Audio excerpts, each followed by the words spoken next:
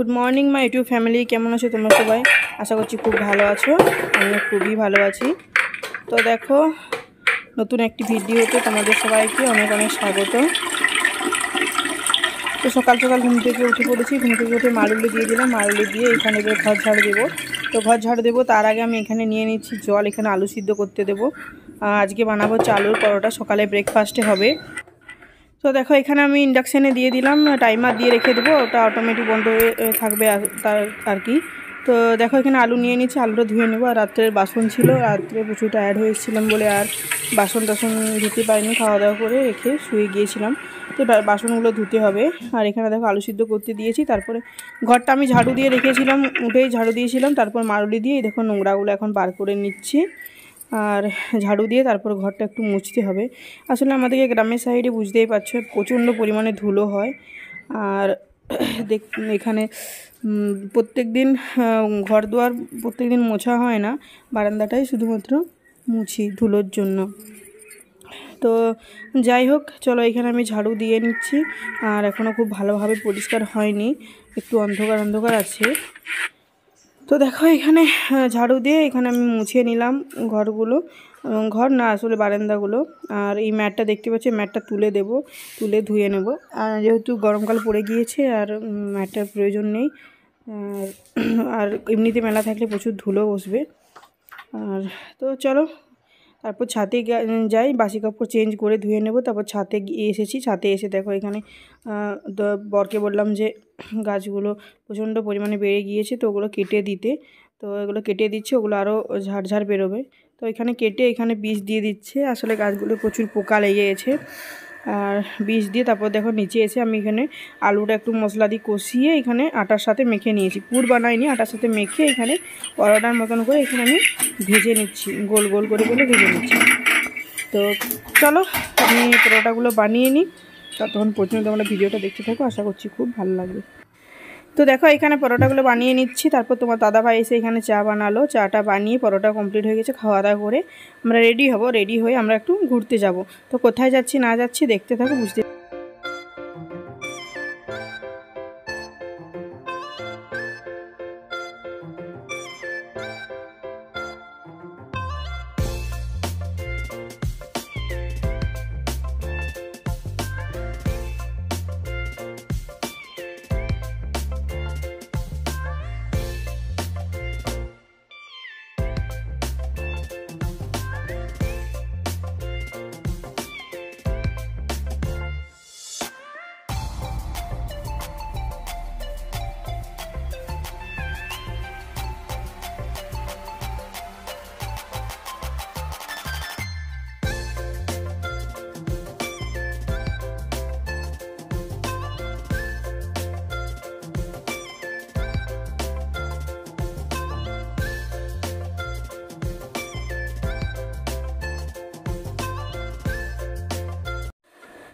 তো এখানে এসেছি আমরা, বিষ্ণুপুর এসেছি ঘোরার জন্য। বিষ্ণুপুর প্রথমে এসেছি বনলতা এসেছি। অনেক আমরা যখন এসেছিলাম শীতটা পেরিয়ে গিয়েছিলো, গরম পড়ে গিয়েছিলো, তো তাই জন্য অতটাও ফুল নেই। ফুলের বাগানগুলো অনেক ফুল শুকনো হয়ে গিয়েছিল। পুরো ফুল থাকলে আরও দেখতে সুন্দর লাগছে। দেখতেই পাচ্ছ এখানে ডালিয়াগুলো সব অর্ধেক ফুল নেই আর কি, শুকনো হয়ে গিয়েছে। তবে কুড়ি আসছে, আরও ফুটছে। যাই হোক, এখানে ফুলের বাগান, কুড়ে ঘরগুলো খুব সুন্দর লাগছে। খুব সুন্দর রিসর্ট বানানো আছে এখানে। আরে দেখো আমার অবস্থা হেলমেট পরে। আর মোটামুটি আমাদের বাড়ির থেকে বিষ্ণুপুর মোটামুটি আমরা যে শর্ট রাস্তায় আসি সেই রাস্তাটাতে 1.5 থেকে 2 ঘন্টা লাগে বিষ্ণুপুর আসতে। বিষ্ণুপুর থেকে বনলতা আরও আধা ঘন্টার উপরে। তো যাই হোক, এইখানে দেখো এসছি। ওইগুলো কি উট পাখি সম্ভবত। আর এখানে কোয়েল পাখি এখানে চাষ করেছে বা পুষেছে আর কি। আর এই ফুলটি ছিল একমাত্র মানে ভালোভাবে দেখার মতো ফুটেছিল, বাকি সমস্ত ফুল মরে গিয়েছিল। আর এখানে এসছি এই দেখতে আর কি, এটা ওটা আছে। তো চলো আমিও দেখে নিই আর তোমরাও তার সাথে দেখো। আর এখানে ছিল সাদা ঘোড়া, 3টে মতো ছিল আর কি। তো এইগুলোকে বেঁধে রেখেছে। এখানে ঘোড়ার গাড়িও আছে, ঘোড়ার গাড়ি করে পুরো রিসোর্টটা ঘোরায় আর কি, ঘুরবো বলে। এখানে অনেকে এসে আর কি থাকে।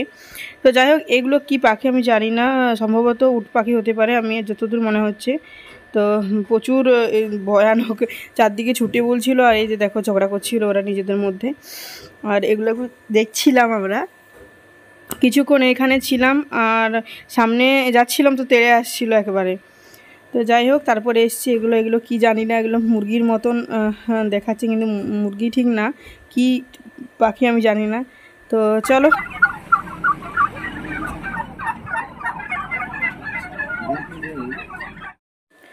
আর এইখানে আরেকটা প্রজাতির আছে, ওইখানে একরকম দেখলাম, প্রথমে একরকম দেখেছিলাম বড়, তারপরে আরেক রকম দেখলাম, এইখানে আরেক রকম দেখছি। তো এইখানে আমি বলছিলাম কাছে যাবো, বলছে না যাওয়ার দরকার নাই, তো ওই জন্য বললো চলে এসো। তো তারপর এখানে দেখো ড্র্যাগন ফ্রুট লাগিয়েছে এখানে, আমি ওইটাই দেখতে গিয়েছিলাম। বাড়িতে আমিও লাগিয়েছি, কিন্তু ফল ধরছে না কেন জানি না, ফুল আসছে আর মরে যাচ্ছে। আর এখানে ড্র্যাগন ফলের এখানে চাষ করেছে, অনেকগুলো গাছে লাগিয়েছে, কিন্তু ফল থাকেনি একটাও। বললাম না আমরা সিজনের শেষের দিকে গিয়েছিলাম, তো অতটাও ফুল থাকেনি, এই বাগানটা ছিল তাও ফাঁকা ফাঁকা, ফুলগুলো সব মরে গিয়েছিল। আর এখানে চলে এসেছি দেখতে মাছ, এখানে প্রচুর পরিমাণে, একটু মাগুর মাছ না বোয়াল মাছ আমি ঠিক জানি না, বুঝতেই পারছিলাম না। আর এখানে মুড়ি দেওয়া আছে ওদের খাবার জন্য, মুড়ি দিলেই ওরা এখানে উঠে আসে। তো তোমাদের দাদাকে বললাম মুড়ি দাও, আমি একটু ভিডিও করে দেখেও নিই। তো দেখো এখানে তোমাদের দাদাভাই এখান থেকে মুড়ি দিচ্ছে, আর দেখো মাছগুলো কীরকমভাবে খাচ্ছে। প্রচুর ছিল মাছ, প্রচুর মাছ ছিল, একেবারে একে অপরের উপরে উঠে যাচ্ছে এত মাছ খাবার জন্য। তো যাই হোক, খুব ভালো লাগছিল। আর মাছের সাইজ প্রায় 1.5-2 কেজি, তারও বেশি হবে। তো দেখো কত মাছ এখানে, ওখানে খাবার দিচ্ছে আর সব খেতে আসছে এখানে, আর প্রচুর জল ছিটকাচ্ছে সাইডেও। তো কি মাছ আমি জানি না, তোমরা জানলে অবশ্যই কমেন্ট করে জানিও। আর এখানে তোমাদের দাদাভাই এখানে খেতে দিচ্ছে, খুব ভালো লাগছে দেখতে। তো এরপর দেখো আমরা এখান থেকে বেরিয়ে যাব, এখানে ফলের জুস বানাচ্ছিল, তো সেই জন্য আমি বললাম জুস খাবো। তো ওইখানে জুসের জন্য দাঁড়িয়েছিলাম অনেকক্ষণ ধরে, প্রচুর ভিড়ও ছিল ওই ধারে, অনেকে বসে আছে আর কি। তো যাই হোক দেরি হচ্ছিলো বলে আমরা বললাম আর থাক, খাবো না। তো বাইরে বেরিয়ে এসেছি, বেরিয়ে এসে এখানে দেখো বনলতার এখানে স্পেশাল যেটা ল্যাংচা বড় সাইজের, তো এখানে মিষ্টি খেয়ে নিচ্ছি। মিষ্টি খেয়ে এরপর বিষ্ণুপুর দিকে যাব। আসলে একটু তাড়াতাড়ি বেরোতে হবে, নাহলে আমাদের বাড়ি যেতে সন্ধ্যা হয়ে যাবে। তো বেশি একটা টাইম, যেহেতু আমরা বাইকে এসেছি, তো একটু তাড়াতাড়ি বেরিয়ে গেলাম। আর দেখো এখানে এসেছি বিষ্ণুপুরে। বিষ্ণুপুরে একটা রাসমঞ্চ, 3টে এইখানে টিকিট কেটেছিলাম আর কি রাসমঞ্চতে। এখানে 3টে মন্দির দেখাবে, এটা জোর বাংলা, আর একটা কী ছিল খেয়াল নেই আমার। আর এটা রাসমঞ্চ, রাসমঞ্চটা ঘুরে নিলাম, রাসমঞ্চ ঘুরে এরপর বাকি মন্দিরগুলো ঘুরতে যাব। তো এখানে গিয়েছিলাম, ভিতরে কিছু ছবি তুলে নিয়েছি, ভিডিও করেছি। তো জায়গাটা খুব সুন্দর ছিল, আমি এর আগে কোনো দিন আসিনি, এই প্রথম এসেছি, আর তাও আবার তোমার দাদাভাইয়ের সাথে, আর তাও আবার বাইকে এসেছি। তো বুঝতেই পারছো অনেকটা রাস্তা জার্নি করে এসেছি। আর এমনি অন্য বাইক হলেও ঠিক ছিল, যেহেতু এমনি ইয়াম্মা বাইক ছিল, তো তাই জন্য প্রচুর জার্নিটা আর কি বোঝা গেছে, প্রচুর ধকল হয়েছে। তো যাই হোক এখানে আমরা ঘুরে নিচ্ছি, অনেকে এসেছিলো ঘোরার জন্য। তো চারদিকটা ঘুরে দেখে কিছু ফটো টটো তুললাম এখানে, আর ওখানে ছিল অনেকে, তাদেরকে দিয়েও বললাম যে তুলে দিতে দুজনের একসাথেই। তো ফটোটা আমি থাম্বনেলে দিয়ে দেব। তারপর এসছি দেখো এখানে মিউজিয়ামে। তো মিউজিয়ামে বেশিক্ষণ থাকিনি, জায়গাগুলো অল্প অল্প টাইম দিয়ে আর কি ঘুরেছি, খুব একটা টাইম থাকেনি হাতে। তো এই দেখো এখানে ঘুরেছি, প্রচুর পরিমাণে টেরাকোটার, বিষ্ণুপুর মানে বুঝতে পারছো টেরাকোটার শিল্প। আর এখানে তানপুরা আর জল তরঙ্গ, এটা কি আমি জানি না ঠিক, এই আগে যারা ছিল সঙ্গীত শিল্পী তাদের সমস্ত জিনিসপত্র ছবি সমেত এখানে রাখা আছে। তো খুব ভালো লাগলো দেখতে, মিউজিয়ামটা খুব সুন্দর ছিল, অনেক পুরনো জিনিস সংগ্রহ করা ছিল, টাকা পয়সার থেকে শুরু করে পুরনো যুগের সমস্ত কিছু। তো যাই হোক ক্যাপচার করার পারমিশন ছিল না, তো আমি অল্প একটু ক্যাপচার করেছি। আর এখানে দেখো উপরে এখানে ক্যাপচার করার পারমিশন ছিল না বলতে অনেকেই তুলছিল ছবি, অন্য ওই তানপুরের সঙ্গীত শিল্পী ওইখানে, নিচেরগুলোতে ছিল না, উপরেরগুলো আমি জিজ্ঞাসা করলাম, বলছে হ্যাঁ তুলতে পারো, নিতে পারো, অল্প করে নিয়ে নিলাম ওই জন্য। আর এখানে একটা মন্দির এসেছে, কী মন্দির আমি জানি না, কিন্তু মন্দিরটা খুব সুন্দর ছিল, প্রত্যেকটা ইটে খোদাই করে খুব সুন্দর সুন্দর ঠাকুরের মূর্তি আঁকা আছে, খুব সুন্দর ডিজাইন করা আছে, একদম নিখুঁত কাজ, খুব ভালো লাগলো দেখতে। আর এখানে দেখো আমি মাটির জিনিস দেখছিলাম, জলের বোতল দেখছিলাম, এটা তো এটা নেবো ভেবেছিলাম প্রথমে, কিন্তু আমাদের আরও ঘুরতে ছিল, আরও কিছু জায়গায় যাওয়া ছিল, তো তাই জন্য আর নিলাম না, কেননা ভেঙে যাবে, আর সেরকম আমরা জিনিসপত্র নিয়ে আসিনি ব্যাগপত্র নিয়ে যাওয়ার জন্য, তো তাই জন্য নিলাম না। তো ঘোরাঘুরি করে এরপরে ওই আরেকটা মন্দিরে এসছি এখানে। তো এটাও দেখলে তো আরেক ওই সাইডে আরও একটা মন্দির আছে, এগুলো নামগুলো আমি ঠিক জানি না, তাই জন্য এরকমভাবে তোমাদের হয়তো অকওয়ার্ড লাগছে শুনতে। তো যাই হোক, অল্প একটু ঘোরাঘুরি করে এরপর আমরা এখান থেকে বেরিয়ে যাব। মোটামুটি দুপুর দুটোর মতন বেজে গিয়েছে। তো খাওয়া দাওয়া কিছু করা হয়নি, ঘরেই যা দেখলে আলু পরোটা বানিয়েছিলাম, খেয়ে এসেছিলাম। তো এসছি এখানে এসেছি একটা হোটেলে, এখানে খাওয়া দাওয়া করার জন্য দুপুরে ভাত খাওয়া দাওয়া করবো আর কি। তো এখানে অনেক কিছুই পাওয়া যাচ্ছিলো, কিন্তু আমরা অন্য কিছু খাইনি, আমরা ভাতে অর্ডার দিয়েছিলাম। এরপর যাব একটা মন্দির গিয়ে কিছুক্ষণ থেকে তারপর চলে যাব বাড়ি। কেননা আর এমনিতেও আমাদের বাড়ি পৌঁছাতে সন্ধ্যা হয়ে গিয়েছিল, আর মেঘ প্রচণ্ড দেখাচ্ছিল, বৃষ্টি হওয়ার আর সম্ভাবনা দেখাচ্ছিল। তো তার জন্য আরও বিশেষ করে তাড়াতাড়ি আসা, কেননা যেহেতু থাকার জায়গা নেই। তো খাওয়া দাওয়া করে চলে এসেছি আর একটা জায়গাতে, এটা ছিন্নমস্তার মন্দির।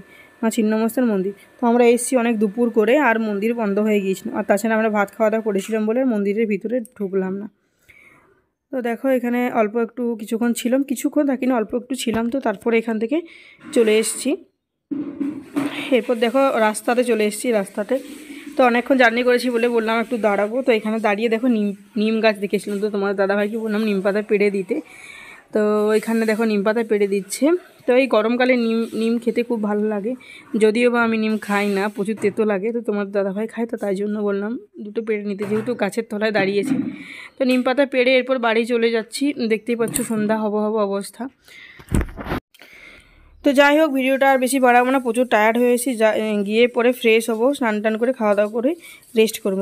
তো ভিডিওটা এই পর্যন্ত রাখছি, দেখা হয় পরবর্তী নেক্সট ভিডিওর সাথে। আজকের মতন